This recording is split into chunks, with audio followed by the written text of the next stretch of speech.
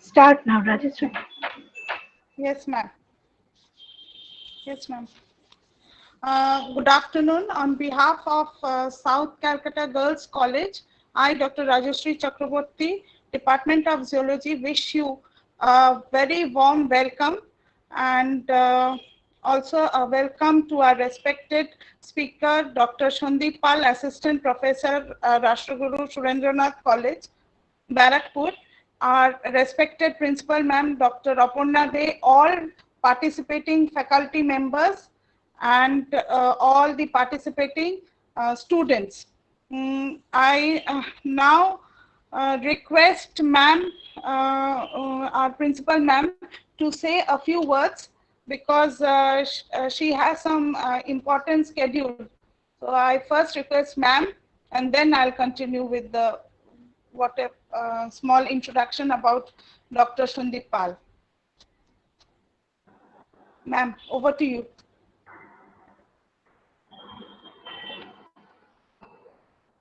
Am I audible? Yes, ma'am.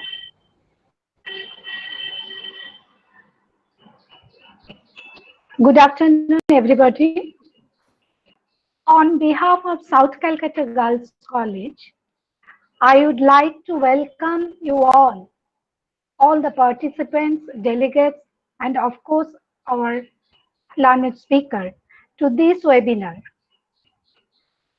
Igniting the Minds of Budding Ecologists, organized by the Department of Zoology, South Calcutta Girls College. I would like to convey my sincere thanks to Dr. Shandip Pal, Assistant Professor, Department of Zoology, Barakpur Rashtraguru Surendranath College, for being with us as the speaker of the webinar. Welcome. I would like to appreciate the faculty members of the Department of Zoology, South Calcutta Girls College, for their continuous effort of arranging several webinars. Under this COVID-19 pandemic situation, the mandate of physical distancing has made us more eager to interact through webinars. So, we are now not only the part of ecological web, but also have been the extended part of the internet web. So I think it is our duty to encourage our students through this type of webinars where interactions help them to recover their depression or depressed situation. The warmth of teacher-student relationship may be felt by these webinars, by all of us. It is our social duty to promote their thoughts and also to guide them under this strained environment. So I think today's topic is very much relevant in this present context. Ecology is the relationship between living things and surroundings. We have to remember that the earth does not belong to us. We belong to the earth. Earth provides enough to satisfy every man's need, but not every man's greed. So we have to protect our Mother Earth and nature who nourishes us. It is not yours, not mine, it's ours. So the ignition of our minds is very much important to inculcate the approach for a sustainable ecology. The green thinking of an ecologist can only substantiate the survival of the fittest, maintaining the ecological balance. Hope today's lecture will guide us in exploring relevant fields in the proper direction. Please stay safe. Wish you all a very enriched and thought-provoking session for our speaker, from our speaker. Thank you. Thank you, ma'am. Thank you, ma'am, for such encouraging words. And we'll always remember you are a motivation for our department and our college also. So hoping we'll again arrange such webinars. And if it is possible, we come out of this lockdown and bad phase, we say, we can also arrange seminars. So thank you, ma'am, for your motivation and encouragement. Thank you all. Now, who needs an introduction, but it's my duty. So whatever I have seen for past few years, Dr. Sandeep Pal, I have been with him during some external examiners, and then we developed some friendship. Our speaker, basically speaking, has lots of skills and expertise, especially in cancer biology, biotechnology, cell biology, antioxidant activities, and etc. Dr. Pal, if I'm wrong, you can always correct me. No. Besides, Right.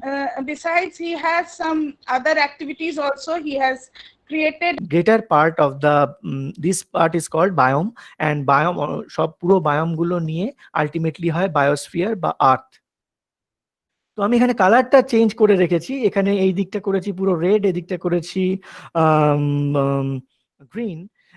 এর কারণ হচ্ছে এই পুরোটাই হচ্ছে আমাদের অর্গানিজমের ভেতর থাকে একটা বডির পার্ট, সেই জন্য এটা রেডে করেছি। এবং গ্রিন পার্টটা যেটা আছে এই পুরোটাই হচ্ছে ইকোলজিক্যাল পার্সপেক্টিভ। এই আমি যে এখানে টকটা দিচ্ছি না, এটা মাইন্ডস অফ বার্ডিং ইকোলজিস্ট। তো ইকোলজি সাবজেক্টটা অ্যাকচুয়ালি কভার করে হচ্ছে এই গ্রিন জোনটাকে, starting from population, the basic unit of ecology you can say, and community, ecosystem, landscape, biome, these all are the part of ecology.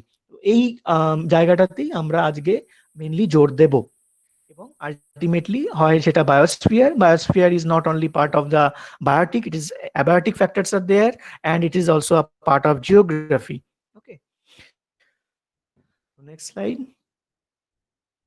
Next come to the point, biodiversity. তো ecological অ্যাপ্লিকেশনের একটা major part হচ্ছে আমাদের আর্থে যে biodiversity কতটা সেটা একবার দেখা, এবং সেই বায়োডাইভার্সিটি যে দিন দিন কমে চলেছে এই পার্টটাও কিন্তু আমাদের কনসিডার করতে হবে, because we need to save them, otherwise আমরা আর্থে বেশি দিন থাকতে পারবো না, খুব বেশি দিন থাকতে পারবো না। তো বায়োডাইভার্সিটি কাকে বলে? খুব কমন জিনিস, তবু আরেকবার বলছি, biodiversity is a term used to describe the enormous variety of life on earth. It refers to the variety of living species including plants, animals, bacteria, fungi. While earth's biodiversity is so rich that many species have yet to be discovered, many species are being threatened with extinction due to human activities mainly, putting the earth's magnificent biodiversity at risk. যদি আমরা দেখি biodiversity কিন্তু এখানে ইকোলজির ক্ষেত্রে species ডাইভার্সিটিকে মিন করা হয় mainly, কিন্তু actually biodiversity মানে হচ্ছে diversity of life at each and every level. It may be genetic diversity, it may be species diversity, or it may be community or ecosystem diversity, whatever. So, in ecological perspective, আমরা biodiversity মানে mainly consider করব in terms of variety of species. একবার দেখে নেওয়া যাক আমাদের estimated 8.7 million eukaryotic species পৃথিবীতে আছে, যার মধ্যে 7.7 মিলিয়ন স্পিসিস হচ্ছে অ্যানিমাল এস্টিমেটেড, যার মধ্যে ডেসক্রাইব এবং ক্যাটালগড হয়েছে 9,53,434. Whereas in case of plants, there are estimated around 3 lakh species of plants, যার মধ্যে 2,15,000 মতো ডেসক্রাইবড এন্ড ক্যাটালগিং হয়েছে। তো ইনর্মাস বায়োডাইভার্সিটি যে আর্থের, এটা খুব একটা কম নয়। 1 মিলিয়ন মানে তোমরা সবাই জানো আশা করি, অনেকে যদি না জেনে থাকো 1 মিলিয়ন মানে 10 লাখ। সো 10 লাখ দিয়ে মাল্টিপ্লাই করলে পেয়ে যাবে অ্যাকচুয়ালি কত এস্টিমেটেড অ্যানিমেলস আর প্ল্যান্টস আছে আর্থে। কিন্তু এটা দেখে মনে হলেও অনেক বেশি, কিন্তু প্রতিনিয়ত এই বায়োডাইভার্সিটির একটা পার্ট এক্সটিংক্ট হয়ে যাচ্ছে, কিছু না কিছু স্পিসিস এক্সটিংক্ট হয়ে যাচ্ছে ইচ অ্যান্ড এভরি ডে। এই জায়গাটাই আমাদের কিন্তু এমফাসিস দিতে হবে অ্যাট প্রেজেন্ট, এই সময়ে দাঁড়িয়ে। তো বায়োডাইভার্সিটি, সব জায়গার biodiversity actually is not same. তো কিছু কিছু কান্ট্রিজ আছে যাদের মধ্যে biodiversity is relatively high than other countries in the world.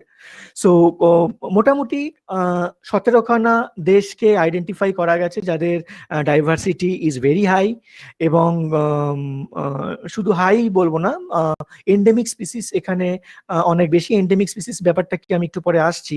তো এই কান্ট্রিগুলোকে বলা হয় মেগা ডাইভার্সিটি কান্ট্রিজ। নাম শুনে থাকবে, মেগা ডাইভার্সিটি কান্ট্রিজ।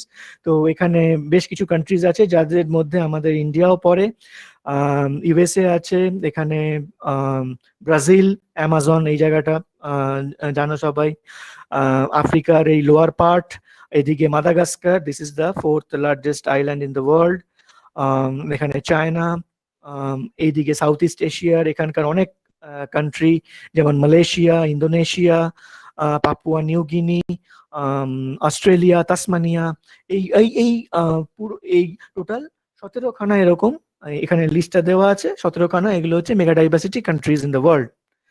তো এই মেগা ডাইভার্সিটি কান্ট্রির মধ্যে কিছু কিছু জায়গা আছে যেগুলো more biodiverse than other part of that country. আবার এমন কিছু জায়গা আছে যেগুলো হয়তো ট্রান্স কান্ট্রি, যে দুটো কান্ট্রি বা তিনটে কান্ট্রির মিলিয়ে পড়েছে, সেখানে তো পলিটিক্যাল ব্যারিয়ার কিছু হয় না এরকম। তো সেই জায়গাগুলোকে অ্যাকচুয়ালি বলা হয় হচ্ছে হটস্পট। সো হটস্পটের কিছু ক্রাইটেরিয়া আছে। তো কনজারভেশন ইন্টারন্যাশনালের এটা ওয়েবসাইটটা আমি পুরো তুলে দিয়েছি। তো conservation international according to them, to qualify as a biodiversity hotspot, a region must meet 2 strict criteria. দুটো ক্রাইটেরিয়া পড়তেই হবে। Number 1, it must have at least 1500 vascular plants as endemics. আমি যেটা বলছিলাম, এন্ডেমিক স্পিসিস বেশি থাকতে হবে এবং এখানে ভাস্কুলার প্ল্যান্টস থাকতে হবে। এন্ডেমিক স্পিসিস কাকে বলে? এন্ডেমিক স্পিসিস হচ্ছে সেই সমস্ত স্পিসিস যেগুলোকে ওই পার্টিকুলার রিজিয়ন ছাড়া পৃথিবীর রেস্ট অফ দ্য ওয়ার্ল্ডে আর কোথাও দেখতে পাওয়া যায় না। That is called endemic species, and that phenomenon is called endemism. So, and second criteria is it must have 30% of less, 30% or less of its original natural vegetation. In other words, it must be threatened. So, actually আগে যা ছিল তার 30% ওখানে natural vegetation অবশিষ্ট আছে। তার মানে already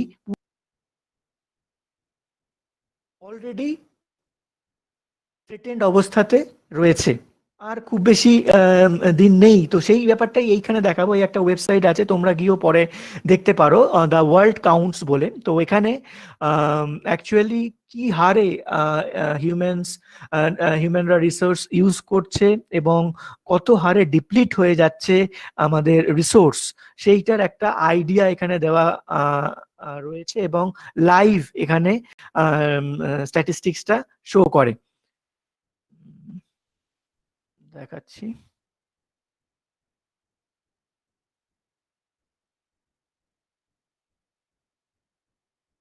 তো দেখো এখানে this is the actual statistics that tons of resources extracted from earth globally this year. এই হচ্ছে ডেটা, এত টনস।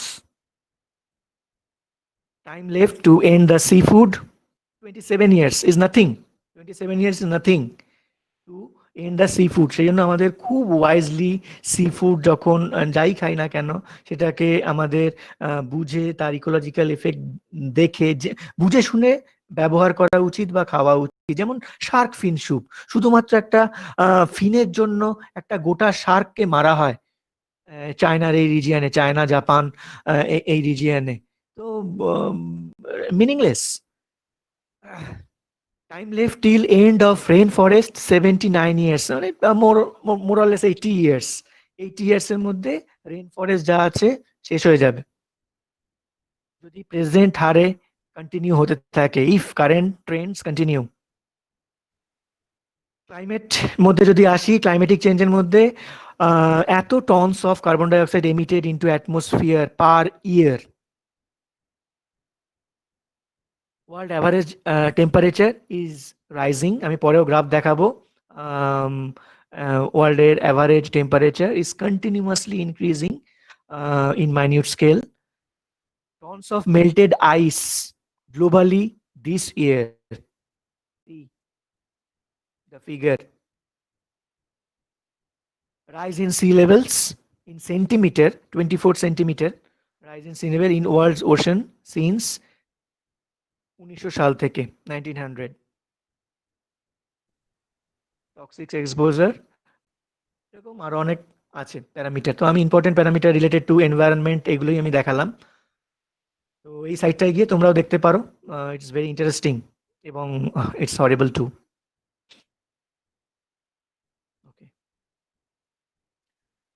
সো নেক্সট আসি হিউম্যানের এফেক্ট অন আর্থ। তো বায়োডাইভার্সিটি লস বা যাই বলি না কেন, resource utilisation, everything for all, only responsible species is human. এতগুলো স্পিসিস আমরা দেখলাম, সার্টেন মিলিয়নস অফ স্পিসিস, তার মধ্যে only one species homo sapiens, us, আর only responsible for whatever is going on around the world today. তো যদি আমরা এই ট্রেন্ডটা আমরা দেখি যে হিউম্যানস ক্যারিং ক্যাপাসিটি আছে, তো what is the carrying capacity of earth? তো এই ব্যাপারটা আমি আমার প্রশ্ন জাগতো, তারপর সার্চ করেছিলাম গুগলে। তো সেখানে আমি দেখেছিলাম যে প্রেজেন্টলি পৃথিবীর জনসংখ্যা হচ্ছে 7.8 billion. Billion means 1 billion equals to, consider the maximum one, that is 10 billion. So already it is 7.8 billion. So only 2 billion is nothing. 2 billion is nothing. Then what is going to be the fate of the earth after that? I don't know. তোমাদের ভাবতে হবে এই জায়গাগুলো। Next আসি যে cumulative percentage of vertebrate species driven to extinction only by human activity. This is the man-made catastrophe বলা হয় একে। তো ওয়াশিংটন পোস্টে এই ফাইন্ডিংসটা এসেছিল, সো এখানে দেওয়া আছে, তোমরা দেখে নিতে পারো, পরে বললে আমি দিয়ে দেবো। তো ভার্টিব্রেট স্পিসিস আমরা জানি fish, reptile, birds, mammals and amphibians. তো এদের মধ্যে রেট প্রচন্ডভাবে হাই হয়ে গেছে ইন লাস্ট ফিউ ইয়ার্স। দেখেছো গ্রাফগুলো, যত 1900 সালের পরের দিকে এসছে তত কিন্তু রেট হাই হয়েছে। তো এর মধ্যে সবার ফার্স্টে আছে, সবচেয়ে বেশি ক্ষতিগ্রস্ত হচ্ছে অ্যাম্ফিবিয়ান্সরা, অ্যারাউন্ড খুব ডেলিকেট স্পিসিস অ্যাম্ফিবিয়ান্সরা হয়ে থাকে। তো almost nearly 2.5% of amphibian species went extinct. Near about 2% mammal species extinct হয়ে গেছে। তারপর বার্ডস, দেন রেপটাইলস এবং সবার শেষে ফিশ। যেহেতু ফিশরা সাধারণত জলে থাকে, জলের এনভায়রনমেন্টটা অনেকটা comparatively stable than land environment. And obviously তোমরা প্রশ্ন করতে পারো যে স্যার আগেও তো ব্যাকগ্রাউন্ড এক্সটিংশন হয়েছে, এক্সটিংশন তো হতেই থাকে, তো এ আর এমন কি? তবে একটা কথা যে এক্সটিংশন রেট অবভিয়াসলি সবসময় ছিল, 10 লক্ষ বছর আগেও এক্সটিংশন রেট ছিল, এখনো আছে। তো সেইটাকে দেখানো হয়েছে ব্যাকগ্রাউন্ড এক্সটিংশন হিসেবে একদম নিচে। ব্যাকগ্রাউন্ড এক্সটিংশনের রেট কিন্তু খুব কম। হিউম্যানরা এসে, আমি জেনারেলি সব স্পিসিসকে এইভাবেই দেখি যে স্পিসিস হচ্ছে any living organism that have the ability to modify their surrounding environment. তো প্রত্যেকটা অর্গানিজমের কিন্তু সারাউন্ডিং এনভায়রনমেন্টকে মডিফাই করার ক্ষমতা রাখে, কিন্তু হিউম্যান হচ্ছে এমন একটা স্পিসিস যে এত হাই রেটে তার সারাউন্ডিংসকে মডিফাই করে, আলটিমেটলি সারাউন্ডিং অর্গানিজমসদের ক্ষেত্রে সেটা হার্মফুল হয়ে যায়। স্পিসিসরা ইনভার্টিব্রেটের কথা ছেড়েই দিলাম, কিন্তু ব্যাকগ্রাউন্ড এক্সটিংশন যদি হতো অনেক কম রেটে এক্সটিংশন হতো। নেক্সট আসি, এই কথাটা প্রচন্ড ভাবে ইউজ হয়, carbon footprint. What is carbon footprint? অনেক জায়গাতে ইকোলজিক্যাল ফুটপ্রিন্ট হিসেবে বলা হয়, মোরালেস সেম। সো কার্বন ফুটপ্রিন্টটা কি? কার্বন ফুটপ্রিন্ট হচ্ছে it is the total greenhouse gas emissions caused by an individual event or organization or product or anything expressed as carbon dioxide equivalent. আমরা বেঁচে থাকার জন্য যে পরিমাণ বা যে কাজের জন্য যত কার্বনটা থাকে। খুব সুন্দর, এটা করে দেখতে পারো।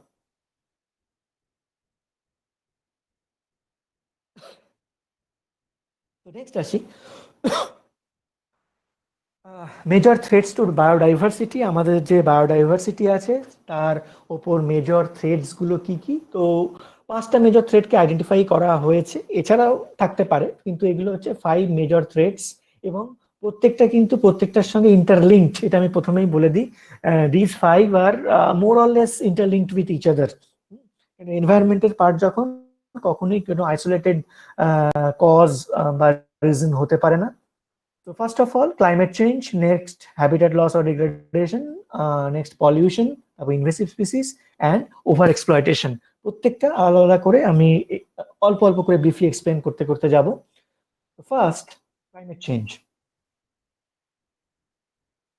আমাদের সবার প্রথমে জানা উচিত যে ক্লাইমেট কাকে বলে, what is the difference between climate and weather, এইটা আমাদের সবার প্রথমে জানা উচিত।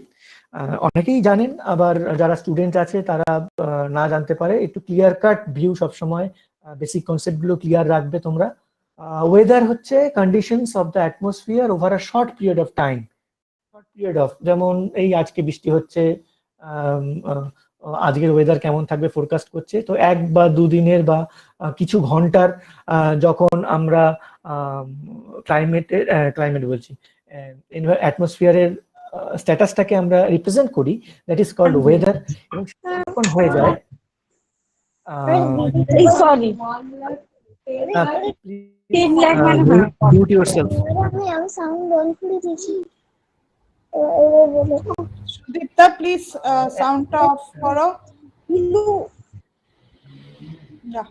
এন্ড সন্দীপ, আরেকটু মাইক্রোফোনটা কাছে আনো, ক্র্যাক করছে। হ্যাঁ হ্যাঁ, এনেছি, ঠিক আছে। Hello hello, Yeah, it's okay. ওকে ওকে।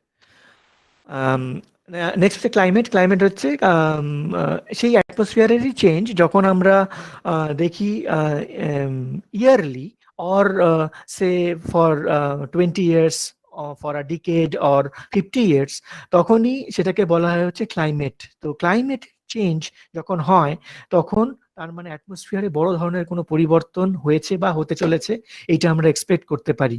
তো ওয়েদার হচ্ছে day by day change, climate হচ্ছে ভাস্ট রেঞ্জে যখন চেঞ্জ হয় ইন ডিকেডস, তখন সেটাকে আমরা বলি climate, atmosphere. So climate change হয়েছে সেটা আমরা মানে এর জন্য পড়াশোনা করতে খুব একটা হয় না। আমরা যদি বাইরে বেরোই, বিভিন্ন জায়গায় আলোচনা শুনি, তাহলেই আমরা বুঝতে পারবো। এই পাড়াতেই অনেক দোকানে বলে যে 10 বছর আগে তেমন গরমই পড়তো না, এখন এত গরম পড়ছে, সাইক্লোন এত হচ্ছে। তো এরকম শুনতেই পাই আমরা, সবাই সবাই শুনি আমরা। তো this is the climate change, যে আগে হতো না, এখন সার্টেন চেঞ্জ এসছে, যেটা আমরা এক্সপিরিয়েন্স করছি। তো কি কি চেঞ্জ হতে পারে?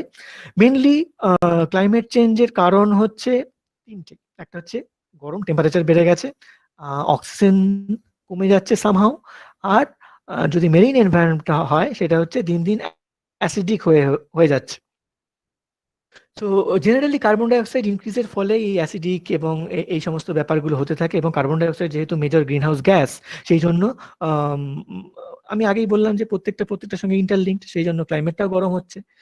তো ওশনের ওপর অনেক ধরনের এফেক্ট পড়ে, যেমন সি লেভেল রাইজ হয়, কোরাল ব্লিচিং, ক্লাইমেট চেঞ্জের ফলে খুব দেখতে পাওয়া যায় কোরালের কোরালের ওপর কোরাল ব্লিচ হয়ে যাচ্ছে, টক্সিক অ্যালগি গ্রো করে ওশনে, লোয়ার অক্সিজেন লেভেল হলে habitat is not good for survival of aquatic animals, acidification হয়ে যায়, that is also not good. তো এই এফেক্টটা পুরো গিয়ে পড়ে ফিশারির ওপর, এবং প্রচুর মাছ এবং অ্যাকোয়াটিক যে সমস্ত এনিমেলস আছে তারা মারা যায়। যদি ক্লাইমেট চেঞ্জ দেখি আমরা ইন লোকাল কমিউনিটিজ, আমাদের পুরো কমিউনিটিজ মধ্যে including land, aquatic and all, around 1 degree centigrade of average temperature of earth has increased. So you can see here 1960 to recent 2020. So next, habitat loss. হ্যাবিটেট লসের তিনটে part মোটামুটি ভাবে ভাগ করা যায়। First, habitat destruction. Habitat destruction আমরা প্রত্যেকেই প্রায় করে চলেছি, জেনে বা না জেনে। Cutting down trees, filling in wetlands, agricultural expansion, jhum or shifting cultivation, dredging, etc. So you can see in this picture that এটা আগে একদম পুরো ফরেস্ট ছিল, সেটাকে এগ্রিকালচারের জন্যই হোক বা যে কারণেই হোক পুরো ট্রি গুলোকে কেটে এই জায়গাটা পরিষ্কার করা হয়েছে। অবভিয়াসলি এই ট্রি কাটা মানে ট্রির উপর dependent thousands or lakhs of animal species আছে, তো তার উপর ডিপেন্ড করে বায়োডাইভার্সিটি লস হয়ে যাচ্ছে। নেক্সট, এটাকে মনে হয় না খুব একটা এফেক্টিভ, কিন্তু it is a really threatening habitat fragmentation. Habitat fragmentation is the terrestrial forest areas where wildlife habitats cut up into fragments by roads, railway tracks. এইভাবে আমরা এখানে একটা ইনট্যাক্ট ফরেস্ট রয়েছে, এখান দিয়ে মাঝখান দিয়ে যদি রাস্তা করি বা রেলওয়ে ট্র্যাক করা হয়, এখানে কিন্তু হ্যাবিটেটটা ফ্র্যাগমেন্টেড হয়ে যাবে। আর এখানে রিলেশনটা হচ্ছে যত এজ বাড়বে একটা কমিউনিটির, তো এজ বাড়লেই এজ বাই এরিয়া রেশিও কমবে। এখানে দেখানো হয়েছে total area 1 hectare 1 hectare, this is the total edge বা পেরিফেরি হচ্ছে 400 মিটার, এখানে ক্ষেত্রে টোটাল পেরিফেরি ক্যালকুলেট দাঁড়াচ্ছে 1600 metre. So edge by area ratio যত বাড়বে, হ্যাবিটেট ফ্র্যাগমেন্টেশন তার মানে বাড়ছে, এখানে হ্যাবিটেট ফ্র্যাগমেন্টেশন বেড়েছে দেখাই যাচ্ছে, এবং আলটিমেটলি এর উপর ইনভার্সলি প্রপোর্শনাল হচ্ছে বায়োডাইভার্সিটি কমতে শুরু করবে। Next, habitat degradation. Habitat degradation is more like habitat destruction. So, habitat degradation এর ক্ষেত্রে it is the process by which natural habitat becomes incapable of supporting current ocean এবং land both.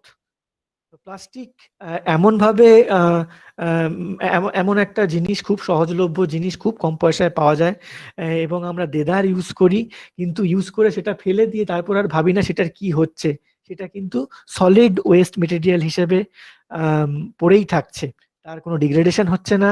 যে বছরের পর বছর কয়েকশো বছর চলে গেলেও এর ডিগ্রেডেশন হয় না, বরং অনেক ক্ষতি করে, মাটি আলগা করে দেয়, গাছের রুটস ঠিক করে গ্রো করতে পারে না। So estimated at present 300 million tons of plastic waste is produced every year. 300 million tons every year. এটা আমি বলছি না, এটা হচ্ছে ইউনাইটেড নেশনস এর এনভায়রনমেন্ট বডি বলছে। আমাদের প্রত্যেকের, আমি লাস্ট পুরো পুকুর বা ওয়াটার বডিজ আছে সেগুলোকে প্রচন্ডভাবে একটা aquatic weed, Burmese python, zebra mussel, parthenium গাছ অনেকেই দেখে থাকবে রেল লাইনের ধারে এবং আগাছা হিসেবে জন্মায়, এবং এদের স্পোর মারাত্মক, অ্যাজমার ক্ষেত্রে তো খুবই খারাপ, এবং প্রচন্ড দ্রুত বংশবৃদ্ধি করতে পারে। It is a kind of pioneer species you must have learned in your syllabus, ecology syllabus. Lionfish and cane toad, these are the few examples. Cane toad নিয়ে কয়েকটা কথা আমি বলতে চাই।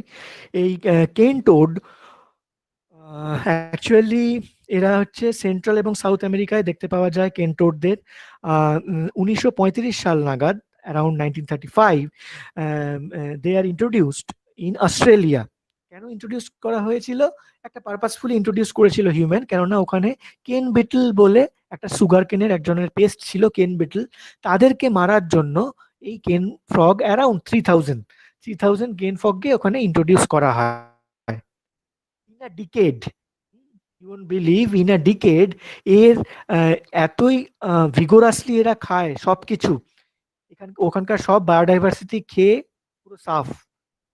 ওখানে যা ইনসেক্ট বায়োডাইভার্সিটি ছিল আর কি, এবং অন্যান্য ইনসেক্টিভোর যারা আছে তারা খেতে পারছে না, তারা আলটিমেটলি মারা যাচ্ছে। এবং এরা প্রচন্ড দ্রুত বংশবৃদ্ধি করতে পারে, এরা reproduction rate is very high.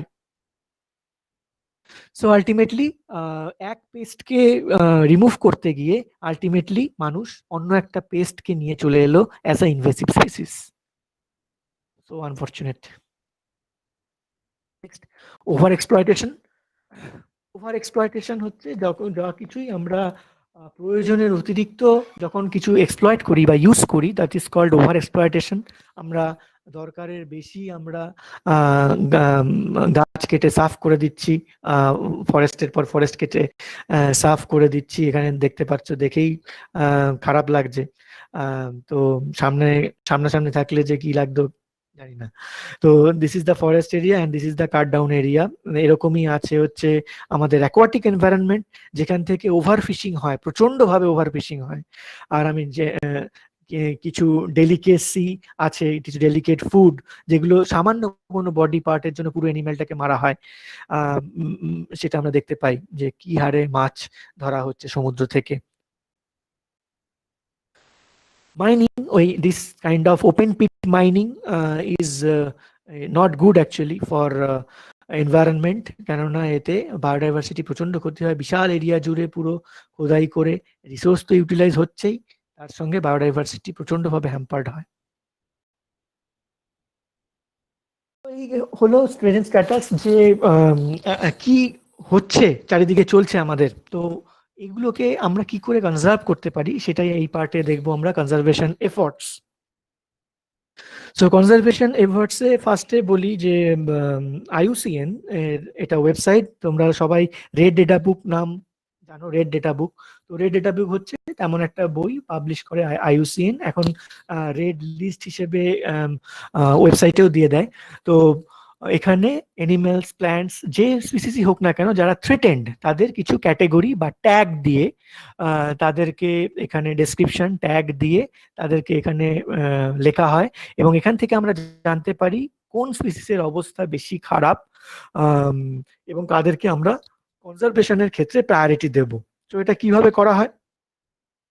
তো তোমরা যে কেউ যদি কোনো অ্যানিমাল সার্চ দাও, তোমরা উইকিপিডিয়ায় ফার্স্ট যেটা খুলবে এরকম একটা পেজ দেখতে পাবে। এটা আমি যেমন গ্রেট ইন্ডিয়ান বাস্টার্ডের ক্ষেত্রে করেছি। তো এখানে একটা ছবি থাকে, ছবি নিচে দেবে কনজারভেশন স্ট্যাটাস দেওয়া থাকে, এবং এখানে গোল গোল পাকানো থাকে, কয়েকটা কথা লেখা থাকে। তো এখানে হচ্ছে এই স্পিসিসটা যেটা কনজারভেশন স্ট্যাটাস, সেটা কিন্তু এখানে মার্ক করা থাকে, এবং এটা অ্যাকর্ডিং টু IUCN, নিচে লেখা আছে IUCN 3.1, মানে ভার্সন, কোন ভার্সন এটা এসছে। তো এই বার্ডটার স্ট্যাটাস হচ্ছে ক্রিটিক্যালি এন্ডেঞ্জার্ড। তো this is least concern, nearly threatened, vulnerable, endangered, critically endangered, extinct in wild, যেটা ওয়াইল্ডে এক্সটিংক্ট করে গেছে কিন্তু ক্যাপটিভিটিতে এখনো আছে। আর লাস্টে হচ্ছে EX বা এক্সটিংক্ট, এদের সারা পৃথিবীতে কোথাও আর নেই, পুরো অ্যাবলিশ, পুরো এক্সটিংক্ট হয়ে গেছে। তো এর মধ্যে মাঝখানের যে এই তিনটেকে বলা হয় threatened categories, vulnerable, endangered and critically endangered. তো এই তিনটে ক্যাটাগরিকে কি করে করা হয়, মানে ক্রাইটেরিয়া কি অ্যাকচুয়ালি সেটা আমাদের আগে জানা দরকার, যে কোন ক্রাইটেরিয়ায় পড়লে আমি এই অ্যানিমেলটাকে এই ক্যাটাগরির আন্ডারে ফেলবো। According to IUCN, if there is a 80% decline in last 10 years or less than 100 square kilometer occupancy or less than 10 square kilometre in fragmented areas, যদি একটা গোটা পপুলেশন হয় তাহলে 100 স্কোয়ার কিলোমিটারের কম, আর যদি ফ্র্যাগমেন্টেড হয় তাহলে 10 স্কোয়ার কিলোমিটারের কম যদি ওদের অকুপেন্সি থাকে, মানে ওরা ছড়িয়ে থাকে অ্যানিমেলটা বা প্ল্যান্টটা যাই হোক না কেন, আর or 250 mature individuals or subpopulation of 50 mature individuals। তো এই ক্রাইটেরিয়া গুলো যদি আন্ডারে কোনো গ্রুপ অফ স্পিসিস পড়ে তখন তাকে আমরা ক্রিটিক্যালি এন্ডেঞ্জার্ড বলবো। তার মানে এর ক্ষেত্রে কিন্তু এ ক্রিটিক্যালি এন্ডেঞ্জার্ড, তার মানে এই ক্যাটাগরির এই 3টে ক্রাইটেরিয়ার মধ্যে কোনো একটা ক্রাইটেরিয়ায় পড়েছে। ঠিক তেমনি আছে এন্ডেঞ্জার্ড 50% ডিক্লাইন, একটু বেটার, সেই জন্য রেড হয়েছে, ইয়েলো থেকে red, yellow, orange and red, একটু better. 50% decline in last 10 years. আগে যদি 100টা থেকে থাকে 10 বছর পর 50টা আছে। Less than 5,000 square kilometer area occupancy or 2,500 mature individuals. আর ভালনারেবল ক্ষেত্রে 50% ডিক্লাইন ইন লাস্ট 20 ইয়ার্স, সময়টা একটু বেশি লেগেছে 50% হতে। Less than 20,000 square kilometre area of occupancy আর 10,000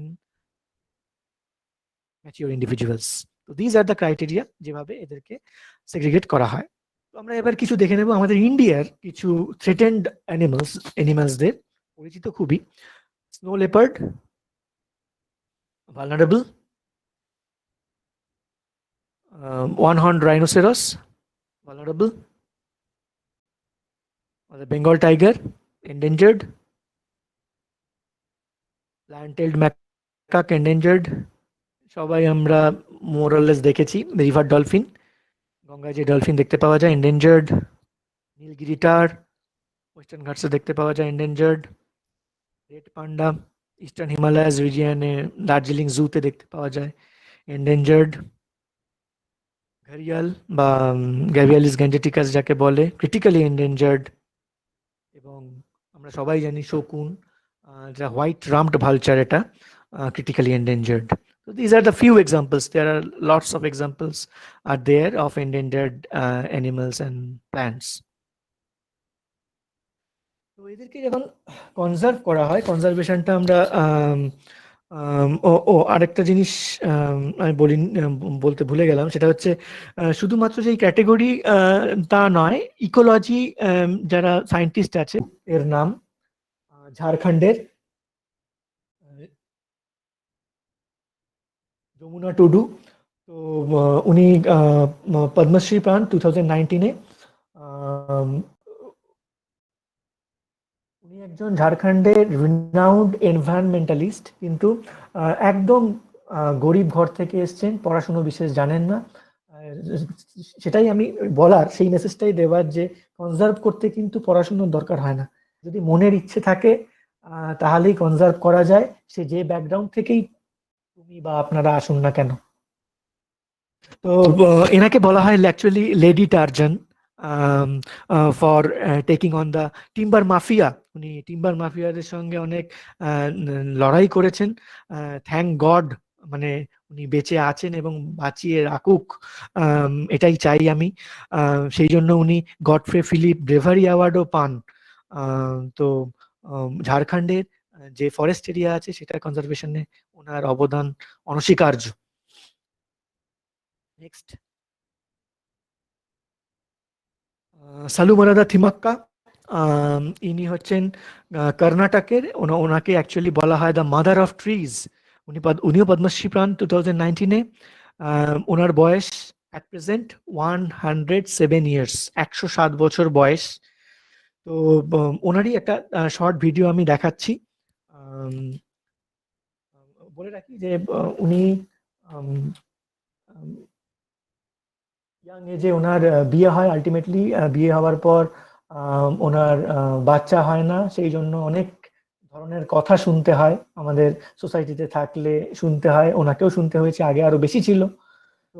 তো সেই দুঃখে উনি ভেবেছিলেন একবার নিজেকে শেষ করে দেবেন, সুইসাইড করবেন, কিন্তু আলটিমেটলি তা না করে উনি গাছ লাগাতে শুরু করেন এবং একটা বিশাল স্ট্রেচ অফ রোডের দুপাশে প্রচুর বট গাছ লাগান। উই নো বট গাছ is a Keystone species and very, প্রচুর নিশ থাকে বট গাছের মধ্যে।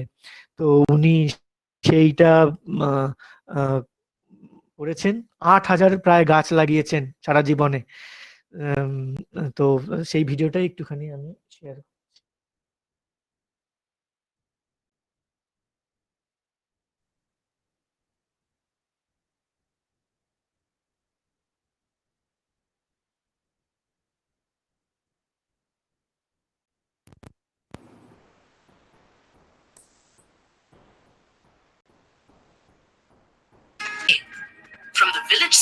that followed a couple who could not have children. Instead, they decided to nurture saplings. That was the beginning of Timaka's tree planting mission. ಅದನ್ನ 25 ವರ್ಷ ಮಕ್ಕಳ ಬಗ್ಗೆ ಪಡೆಯಲಿಲ್ಲ. ಹೀಗೆ ಇದೆ ನಮ್ಗೆ ಯಾವ್ದು ಬೆಲೆ ಮರ್ಯಾದೆ ಸಿಕ್ಕಲ್ಲ ಅಂದ್ಬಿಟ್ಟು ಮದನಾದ್ರೂ ಆಯ್ಕೆ ಬೆಳೆಸಿ ಅದನ್ನ ಪುಣ್ಯ ಪಡೆಯ ಅಂತ ಪಡೆದ ಭಾಗ್ಯ ಸ್ವಾಮಿ ನಮ್ದು.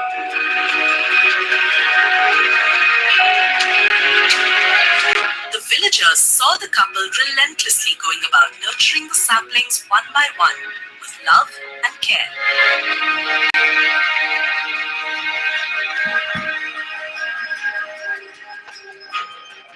Timaka's story is particularly significant when we look at the sharp decline in green areas across India since independence, which is around the same time Timaka started her mission. All it takes for a country like India to regain the green glory is to have a Timaka, a tree mother, in each village and neighborhood. Future generations may fondly remember Timaka for helping them breathe easy.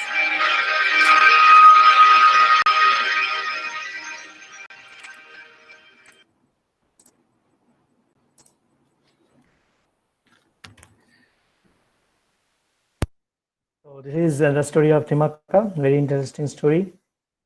Next, this man, Yadav Paeng. Yadav Paeng, আসামের মানুষ। তো উনি ওনাকে বলা হয় forest man of India. উনি পদ্মশ্রী প্রাণ 2015-এ। তো উনি ব্রহ্মপুত্র যে স্যান্ডি রিভার বেড ছিল, তো সেই রিভার বেডে উনি গাছ লাগাতে শুরু করেন অ্যারাউন্ড 30 or 50 years ব্যাক। তো 30 or 40 years ব্যাক। তো সেখান থেকে উনি গোটা একটা রিজার্ভ ফরেস্ট তৈরি করে ফেলেন এই মানে বালির মধ্যে। তো এনার জন্য এনারও একটা স্টোরিটা আমি শেয়ার করতে চাই সবার সাথে। এটারও একটা খুব শর্ট ভিডিও ক্লিপিংস আছে, ভালো লাগবে আশা করি।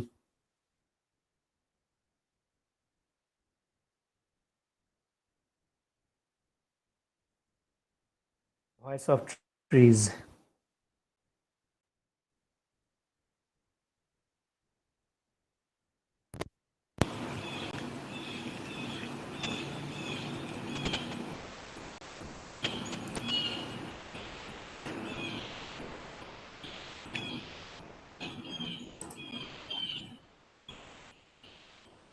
মোলাই ফরেস্ট না।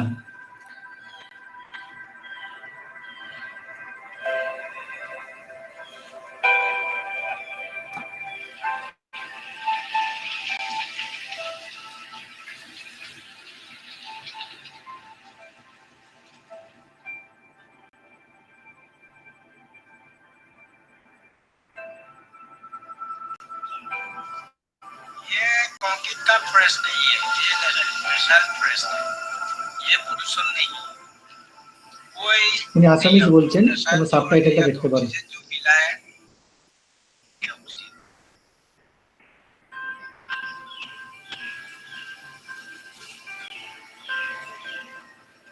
वो सुबह 3 बजे आके तो 7 बजे आ जाता है।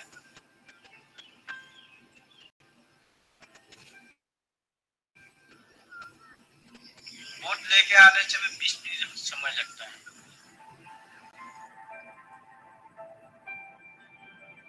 जब 5 बजे यहाँ पहुँच जाता है, जब वोट ट्रेन ऊपर निकलता है बाईसाइकिल से आ जाता है, तो आने में जब आधा घंटा 1 घंटा ले लेता।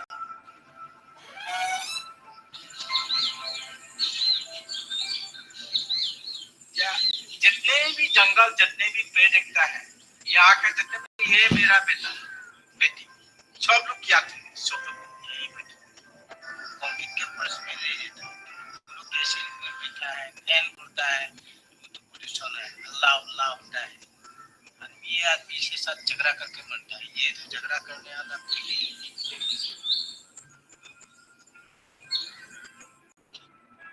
प्राणी लोग अपन अपन काम करता है, अपन अपन खा जाता है, अपन अपन बैठा है, ऑक्सीजन लेता है, ये जिंदे रहता है, आराम से जिंदे रहता है।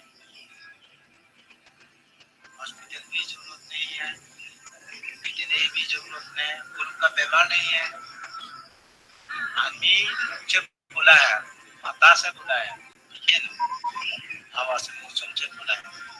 जब बैठेगा तो पानी नहीं मिलता है, और भी पानी जब बारिश आता है तो रुक जाता है। यहाँ पानी पिएगा, कहीं से पानी आ जाता है, पानी पी लेता है।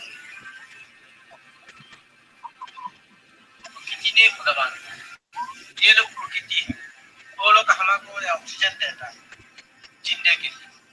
हमारा कार्बन डाइऑक्साइड वो लोग खा लेता है, हम को जीने के लिए ऑक्सीजन देते हैं। लेकिन जब तक पेड़ भी नहीं है, ऑल ओवर जब खत्म हो जाता है, वो कार्बन डाइऑक्साइड खाने वाला पेड़ नहीं है, इसके लिए क्लाइमेट चेंज होता है। इसके लिए ध्यान देने पड़ेगा कि education all over world education LP school में से देने पड़ेगा, शिक्षा बचपन में दिमाग में जो है ना बेटा बच्चा सब, ये पेड़ पेगा रोज दिन प्रैक्टिकली 5 साल बड़ा करने पड़ेगा। जब प्रैक्टिकल बड़ा करने तब जो एग्जाम में पास हो जाता है, उसका ऑक्सीजन वो दे देगा। एक दिन उसका बोलता है ना ऑक्सीजन का कितना जरूरत है, जब ऑक्सीजन लेवल टेक्नोलॉजी रोज संध्याकाल में जाए, मंगल का में कैसे जाएगा?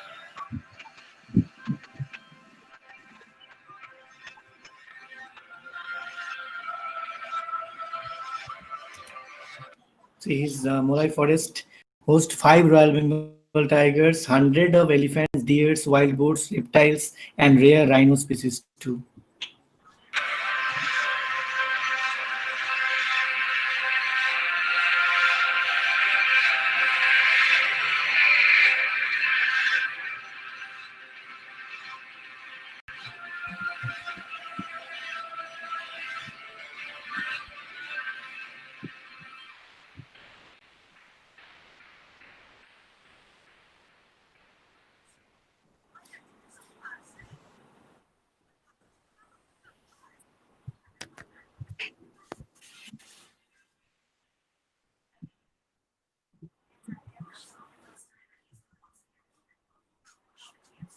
This is the story of Jadhav Payeng.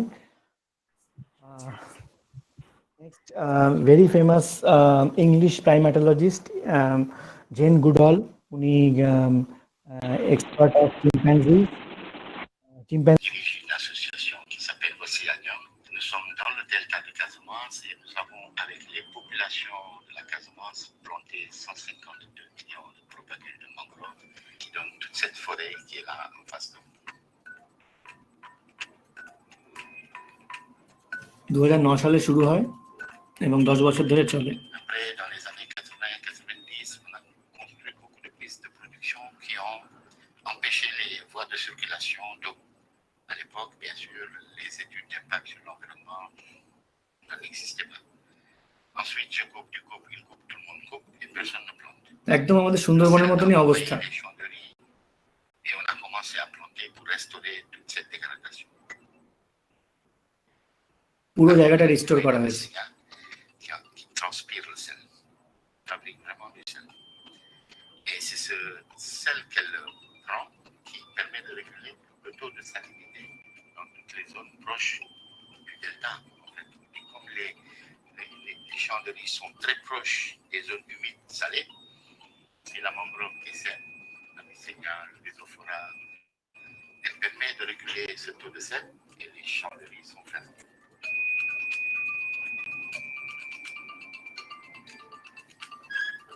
উনি নিজেই প্ল্যান্টেশনে গেছেন। La présence des crabes, des huîtres, des coquillages, et qui est tout le départ de l'écosystème, de la vie sous-marine de la mangrove, dans les racines. Alors les femmes... আমি actually চেয়েছিলাম আমার nature টকে ওনাকে আনতে, তো actually contact কিছুতেই পাচ্ছি না আর কি, নাহলে আমার আনার খুব ইচ্ছে ছিল।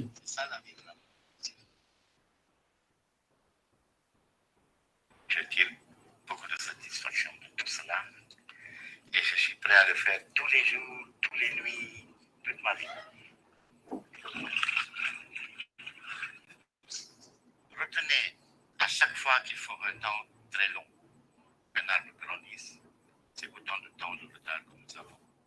Si on avait planté il y a 10 ans, on aurait eu une forêt.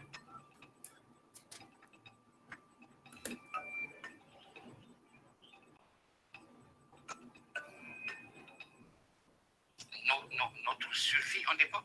La mangrove, c'est un écosystème formidable qui va attirer la pluie. En plus, c'est connu scientifiquement que le poteau là capte le méthane. Ici, les feuilles captent le CO2, donc pour réguler le réchauffement climatique, il n'y a pas meilleur. Ouais, oui, je fais ça avec beaucoup de cœur, beaucoup d'amour, et j'ai des enfants. Donc, quand on a des enfants, on veut leur transmettre, en tout cas, j'ai le souci de transmettre quelque chose de beau, pas de transmettre un monde cupide qui va à l'effondrement d'ailleurs. Hein. Est-ce que l'humanité se rend compte? Non, elle ne se rend pas compte.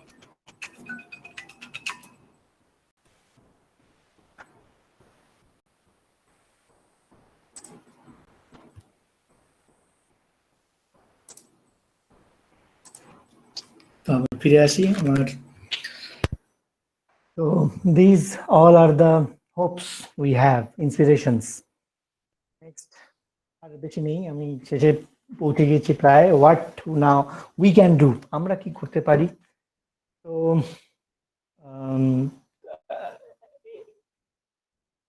এই বিখ্যাত লোকজন এত কিছু করছেন, তো আমরা as a common people আমাদের যতটুকু না করলেই নয় সেটুকু আমরা করতেই পারি, কিন্তু সেটুকু আমরা করি না। তো প্রোটেক্ট করার জন্য, টু প্রোটেক্ট আওয়ার প্ল্যানেট, আমরা কি কি করতে পারি? আমরা ওয়াটার কনজারভেশন আমাদের প্রচন্ড ভাবে করা দরকার। সি ফুড ওয়াইজলি চুজ করা দরকার before using and eating. Plastic bag use না করে আমাদের রিউজেবল ব্যাগ সবসময় ইউজ করা উচিত। এগুলো হচ্ছে ডেইলি লাইফের জিনিসপত্র, এমন কিছু নয়, এফোর্ট লাগে না, শুধু একটু মাথায় রাখতে হয়। এমন ইলেকট্রিসিটি কনজার্ভ করে এমন লাইট ইউজ করা উচিত। ট্রি প্ল্যান্ট, এটা আমরা বলি সবাই, কিন্তু করি খুবই কম। অ্যাটলিস্ট লাইফে তো ট্রি প্ল্যান্টেশন করা উচিতই। কোনো কেমিক্যালস ডিরেক্টলি ওয়াটার বডিতে দেওয়া একদমই উচিত নয়। তো এইগুলো আমরা করতে পারি। এছাড়াও রিউজ, রিডিউস অ্যান্ড রিসাইকেল, এটা হচ্ছে মেন মন্ত্র অফ সেভিং আওয়ার প্ল্যানেট। যাই কিছুই করি না কেন, সেগুলোকে যদি আমরা রিইউজ, 3 R's বলা হয়, রিডিউস এবং রিসাইকেল করি এবং সেটা মাথায় রাখি, সেটাই যথেষ্ট।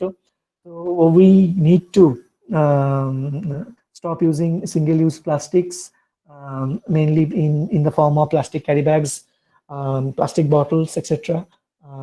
Always try to use public transport. যতটা সম্ভব, পুরোটা 100% is not possible, I know, but যতটা সম্ভব, না গেলেই নয়। Do not litter your surroundings.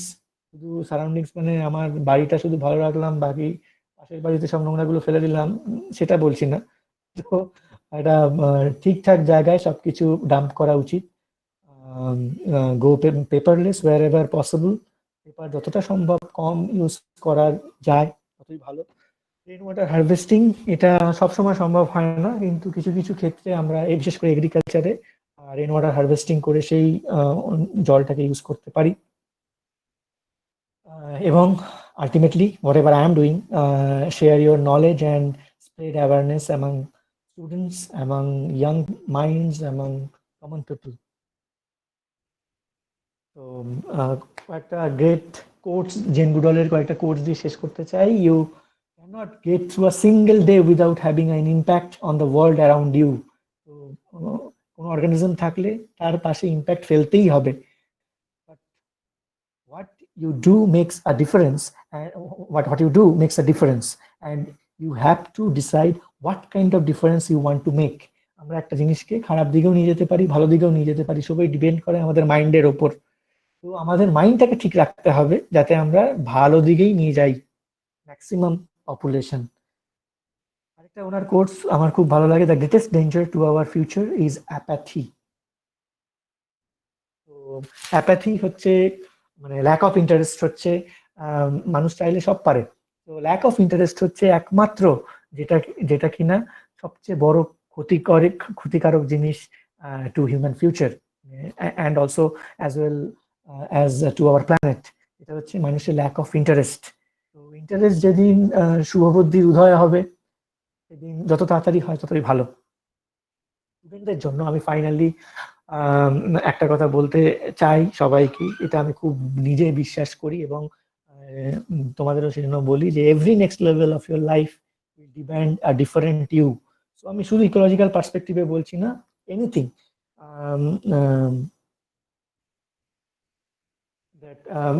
বিশেষ করে ইউজি স্টুডেন্টসদের ক্ষেত্রে আমি খুব দেখি যে প্রচন্ড ডাইলেমার মধ্যে থাকে, যে তারা জুলজিতে বা বোটানিতে যায়নি, হোক কোনো একটা সাবজেক্ট নিয়ে কলেজে পড়তে এসছে, তো ফার্স্ট ইয়ার প্রচন্ডভাবে ডাইলেমার মধ্যে থাকে যে এটা কি নিয়ে ঠিক করলাম, আমার বন্ধুরা এটা নিয়েছে, আমি কেন ওটা নিলাম না, ফিজিক্স, কেমিস্ট্রি, অনেক অনেক এরকম মনের মধ্যে কনফিউশনস থাকে।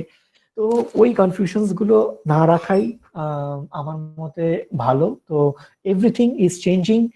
তুমি আজকে যা আছো, নেক্সট ইয়ার অন্যরকম হবে, আরো তারপরের ইয়ার অন্যরকম হবে।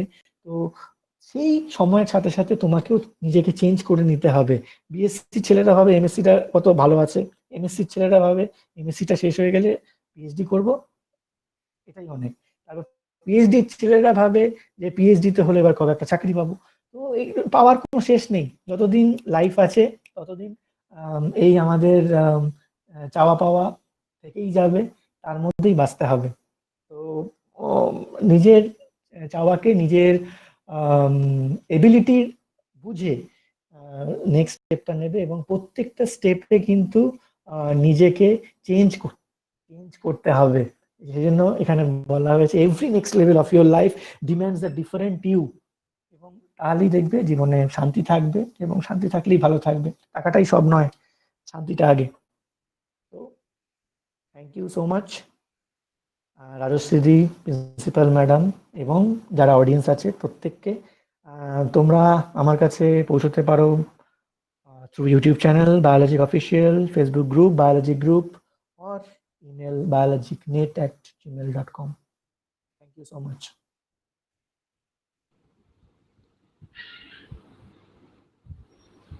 Thank you, Sandeep. There are few questions for you, which you can only solve. One is from Rudrajit Sarkar. His question is there any means to calculate by how much the background extinction rate of communities are being enhanced by anthropogenic activities? Any way to calculate how much background extinction rates of communities are being enhanced by anthropogenic activities? Right, I mean, got it. তো obviously এটা calculate করেই যে আমি গ্রাফটা show করিয়েছিলাম, তো সেখানে already দেখবে নিচের দিকে ব্যাকগ্রাউন্ড এক্সটিংশনের গ্রাফটা ছিল ডটেড লাইনে, এবং উপরের দিকে বাকিগুলো ছিল। এগুলো ক্যালকুলেট করা যায় এবং ক্যালকুলেট করা হয়, তারপরই ডেটাটা গ্রাফিক্যালি রিপ্রেজেন্টেড হয়, এবং দেখা গেছে there is a significant increase in extinction rate due to human intervention. হিউম্যানদের জন্য এক্সটিংশন রেট অনেক বেড়ে গেছে দেন ব্যাকগ্রাউন্ড এক্সটিংশন। এটা ক্যালকুলেট করা হয়েছে এবং হয়ও। And Rudrajit, I can only suggest has mangroves serve as an important component. So for this reason, conservation mangroves are required. But after a natural calamity like that of super cyclone Amphan, the matter regarding the planting of mangroves are not taken seriously. Why is it so? And আরেকটাও হচ্ছে আরেকটা বলছে যে হঠাৎ করে এই আমফানের পরে why it has become yellow mysteriously. Have you got any update on that, sir? এটা অ্যাকচুয়ালি এটাও খুব ভালো অবজারভেশন বলেছে মুস্কান, যে মুস্কানই তো নাম? হ্যাঁ হ্যাঁ, তো যে ইয়েলো হয়ে গেছে এইটা আমি এখনো জানি না যে কেন একটু ইয়েলোইশ মনে হচ্ছে, যেন পাতাগুলো পুড়ে গেছে এরকম টাইপের মনে হচ্ছে। অ্যাকচুয়ালি আমার বাড়ির পেছনে বাগান আছে, সেখানেও বেশ কিছু গাছে আমি এরকম লক্ষ্য করেছি। Maybe due to wind speed or so, এটা I am not that much clear why? আমারও মনে প্রশ্ন জেগেছে, সেম প্রশ্ন যেটা মুস্কানের জেগেছে।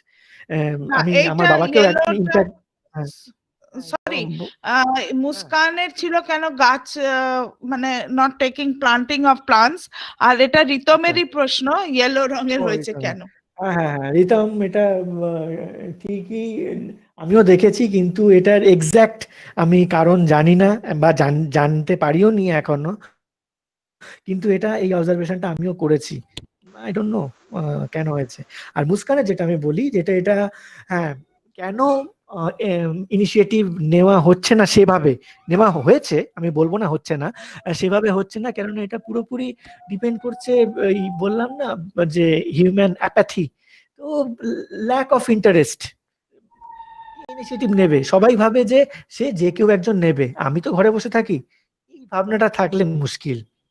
এই ভাবনাটা থাকলে কিন্তু কিছুই করা সম্ভব নয়, কোনো কোনো পজিটিভ আউটকাম ওয়ালা কাজ হবে না যদি এই ভাবনাটা আমাদের মনের ভেতর থাকে। Each and every one should take some kind of step. তো আমি জানি এখানে নেচার মেটসের অর্জন বাসু রয় আছেন, উনি প্রচুর কাজ করেছেন সুন্দরবনে গিয়ে, এমনকি উনি আমরা কি পড়ে যাওয়া ট্রি গুলোকে আমরা কেটে ও জ্বালানি করে ফেলি, কিন্তু উনি পুরো হোল ট্রি কে রিপ্ল্যান্টেশন করছেন আবার। তো কিছুদিন আগে পেপারেও এসছে ওনার এই কর্মকাণ্ড। তো পিপল আর ট্রাইং, কিন্তু এই এফর্টটা আরো বেশি করে দরকার। And one last question, a question from Sharod Shaha. For the greenhouse gas, our ozone hole is destroyed. Now that time and water level is increased, what way we can recover? তো রিকভারির কোনো পথ এখনো অবধি মানে same আছে। তার জন্য অনেক বেশি পার্টিসিপেশন দরকার কমন পিপলের, মানে শুধুমাত্র এই কেউ গাছ কাটছে তাকে একটু বলে বোঝাতে হবে। শুধু শুধু একটা গাছ, সামান্য হয়তো কিছু অসুবিধা হচ্ছে, তার মানিটারি প্রবলেম হচ্ছে, তার জন্য একটা গাছ কেটে উড়িয়ে দেবে, এটা কি মানে ফিজিবল? এই জায়গাগুলোকে দেখতে হবে। তোমার মনে এই কোশ্চেনটা এসছে, তুমি আরো 10 জনের কাছে ছড়িয়ে দাও।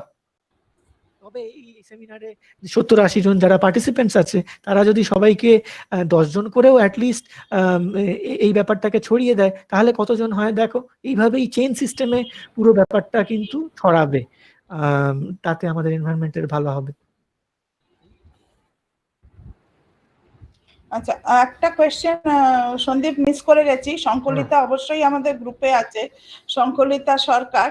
Lantana canara species is also an invasive species, is not harmful for the vegetation.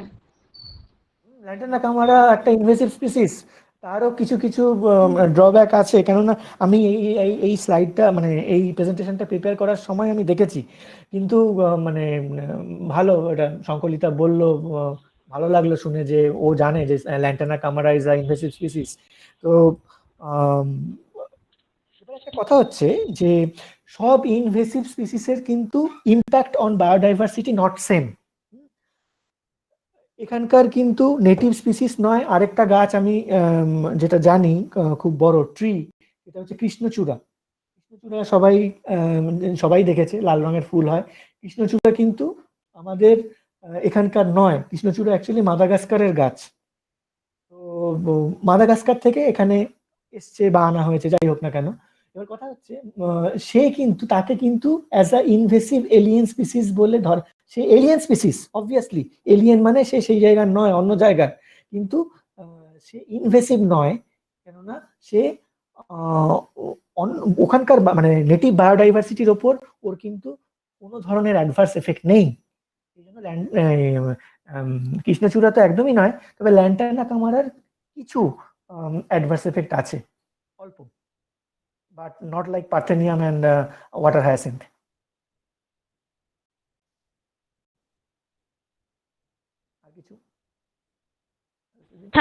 Thanks for your interaction. I now just Ronnie of our department, are you there? Yeah, I'm here. Yeah. Okay, Ronnie, now you can. It's your turn to end Okay. this very good webinar now. And Dr. Shandip, he's our new faculty member, nearing about 10 to 11 months. So, Okay. and he is a ex-student of your previous college. Asutosh College? So, yes. He Oh, was okay. probably, you weren't there. He was a student and you must not have been joined there at that time. Okay. Now over to you, Ronnie. Yeah, thank you, Rajeshri. So good evening, everybody. I, on behalf of Zoology Department, South Calcutta Girls College, would like to thank Dr. Sundip Pal, who took out valuable time from his daily schedule and enthralled us with his illuminating speech. We got to learn something exciting today, and I'm sure the audience were made to give a thought on the ecological perspective of nature by your wonderful talk. So when there is a biodiversity in ecosystem, it translates to greener environment, we all agree. And because plants thrive in the balanced ecosystem, so, and a healthy ecosystem can reduce the risk of disease and the way we respond to them, as you mentioned in your talk. And I'm sure that your talk not only ignited the ecologists, but also the other discipline people has also been benefited from your talk. It is really great. And I wish to express my gratitude to Principal of South Calcutta Girls College for encouraging and supporting the webinar. Also, no webinar can be successful with a single person. So I would like to give a big thank to you, to all the faculties and our dear students of various colleges and universities for attending the webinar and making it a successful event. Thank you, everyone. Please stay safe. Thank you. Thank you. Thank you so much. Thank you, Rajeshri, Shandip. Thank you so much. Thank you, Ronnie. Ronnie is always helping me, and we, as a department, there are other faculties, Dr. Sudipta Ghosh, Dr. Swarnali Mukherjee, Dr. Pubali Mitra, and Shucheta Bosch, who is your student also. Yes. So we together form a team. And of course, he's not there, our laboratory assistant, Mr. Abhishek Haldar, but he also has a lot of role in our building up our department, because we have started all anew, and hope that we'll do well. With also we'll be disturbing you for your guidance whenever we require to set up a new always welcome. laboratory. Okay. And thank you very much. And the feedbacks are also lining up. So we'll be getting a good